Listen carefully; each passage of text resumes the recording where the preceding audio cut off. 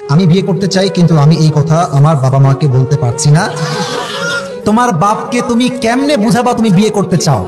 তুমি ইউটিউবে সার্চ করবা, আমার ওয়াজ আছে, আজহারী সাহেবের ওয়াজ আছে, শেখ আহমদুল্লাহ হুজুরের ওয়াজ আছে, অল্প বয়সে বিয়ে করলে লাভটা আসলে কি। তোমার বাপ বাসায় আসবে, এমনি হুদায় ওয়াজটা বাজাই দিবা, ওয়াজটা বাজাই দিয়ে তুমি বাথরুমে চলে যাবা। তোমার বাপ শুনবে কি রে, কথা তো ঠিকঠাক কয়, হতে পারে হুজুরদের কথায় তোমার বাপ তোমাকে বিয়েতে রাজিও তো হতে পারে, ঠিক আছে কিনা বলো। 2 নাম্বার, আর একটা কাজ করতে পারো। রাত বাজে 11টা, ছেলে নাই, কই রে? 12টা, তাও নাই, কই রে? 1টার সময় আসছো, কিরে তোর ফোন বন্ধ কেন রে? তুই কল দিচ্ছি, আসিস না বাসায়? তুই বলবা বাসায় এসে কি করবো, ভাল লাগে না তোর কথা, ঠিক আছে কিনা বলো। আচ্ছা, আর একটা কাজ করতে পারো, বাসায় তোমার খাট বড় হলে বলবা আব্বা এই খাটে আমি শুবো না।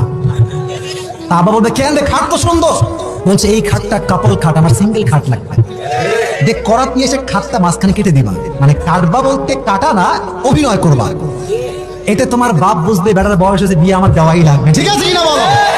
আচ্ছা 4 নাম্বার, অলওয়েজ মন মরা।